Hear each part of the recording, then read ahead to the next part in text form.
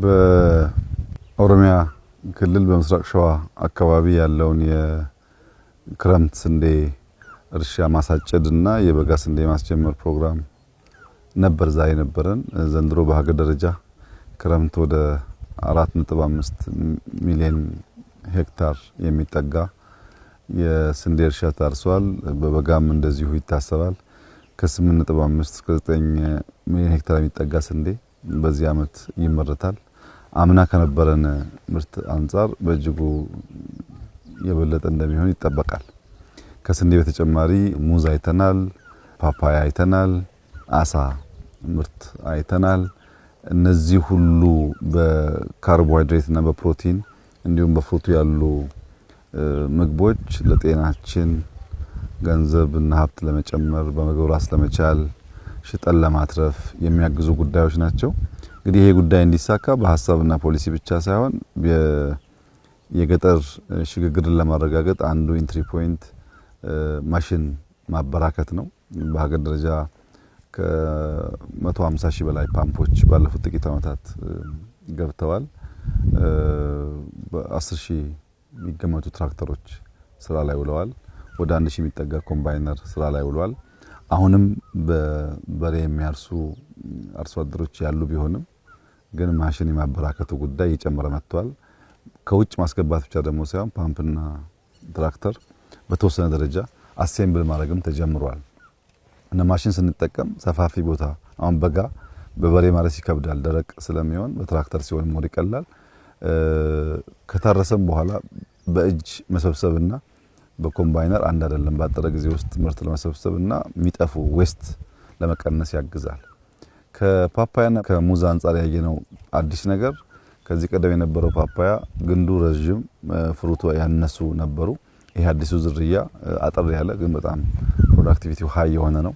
ሙዙም ጣፋጭ ዝርያ ከእስራኤል የመጣ ዝርያ ነው። እነዚህን በምርምር እያሻሻሉ ከ1 ሄክታር የሚገኘው ምርት እያሳደጉ ተጨማሪ መሬቶች እያሰፉ በክላስተር የነበረው ምርት እያሰፉ መሄድ የምግብ ሉዓላዊነት ለማረጋገጥ በእጅጉ ያግዛል። አሁን በገጠር የሚታየው እንቅስቃሴ ሰው በጓሮም በማሳውም ክረምትም በጋም እንቅስቃሴዎች አሉ። እነዚህ በጣም ጥሩ ናቸው። ይሄን እንቅስቃሴ ከማሳ ወደ ቤት መውሰድ ያስፈልጋል። አርሶ አደሮቻችን ብር እያገኙ ነው። ብርን በባንክ ማስቀመጥ ልምምድ እያደገ መጥቷል። ነገር ግን ቤታቸው አልተቀየሩም። ቤታቸው መቀየር አለበት። ለገጠር የሚገባ የቤት አይነት ዲዛይን ተሰርቷል።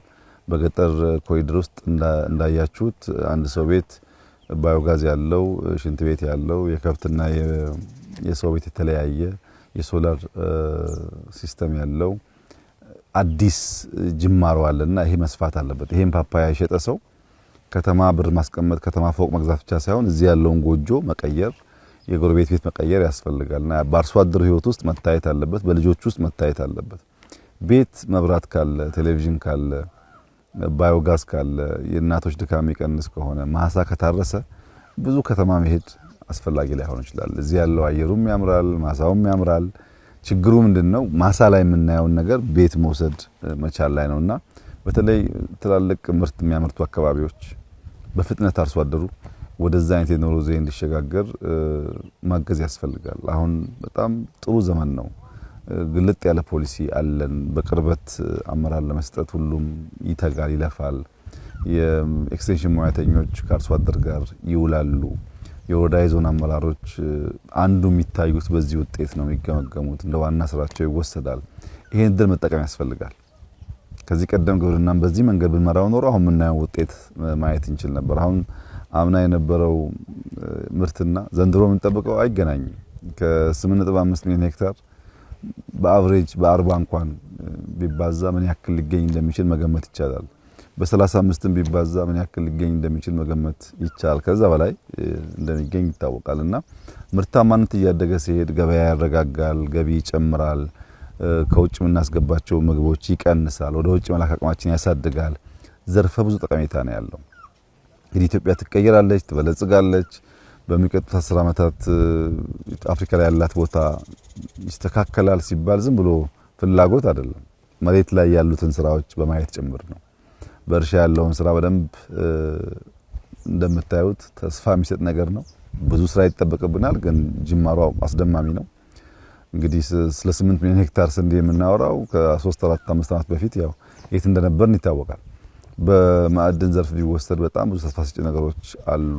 ኢንዱስትሪው በከፍተኛ ደረጃ ሪስፖንድ እያደረገ ነው። እነዚህን አስተሳስረን ምርታማነት ተሳደገን ሀብት ካገኘን በኋላ አርሶ አደሩ የሚጠቀምበትን መንገድ ካመቻቸን የኢትዮጵያን ብልጽግና የማየት የኢትዮጵያን ተለውጣ በአዲስ ቁመና የመታየቷ ጉዳይ ተስፋ ሰጪ ይሆናል። ዋናው ለኢትዮጵያውያን ማስተላለፍ የምፈልገው መልእክት ሆሊስቲክ አፕሮች መከተላችን፣ ግብርናውን ሳንጥል፣ ኢንዱስትሪውን ሳንጥል፣ ማይኒንጉን ሳንጥል፣ ከተማውን ሳንጥል፣ ቴክኖሎጂውን ሳንጥል ሁሉንም በሚዛን ማስኬዳችን በተጨባጭ የፖሊሲ ትሩፋት እያመጣ ነው ያለው። በአንድ ጉዳይ አቴንሽን ሰጥቶ አንደኛው መተው ያ የተሰጠው ጉዳይ ሊያድግ ይችላል፣ የተለየው ደግሞ ይቀራል። የኛ አፕሮች እሱ አይደለም።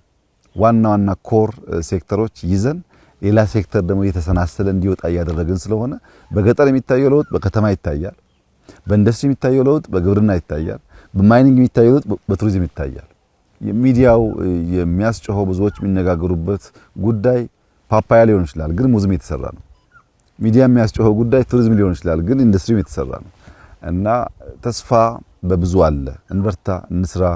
ለማይረቡ ወሬዎች ተላልፈን አንሰጥ። ካልባሌ ጉዳይ ወጥተን በስራ በትጋት ብቻ ውጤት ለማምጣት እንጣር። ያልሰራ አይብላ ነው የሚባለውና ካልደከምን የሚመጣ ነገር የለም። በስራ ብቻ የምንቀይረው ሀገራችን ማንም ይቀይርልን የለም። የምንቀይረው እኛ ነን። የምንቀይረው ደግሞ በልፋትና በስራ ነው። ያንን ነገር የጀመርን ይመስለኛል። እንግዲህ ይሄን ማስቀጠል ከቻል ውጤታማ እንደምንሆን ተስፋ አደርጋለሁ። ባየሁት ነገር ደስ ብሎኛል። እንበርታ፣ እንስራ ማለት እወዳለሁ። አመሰግናለሁ።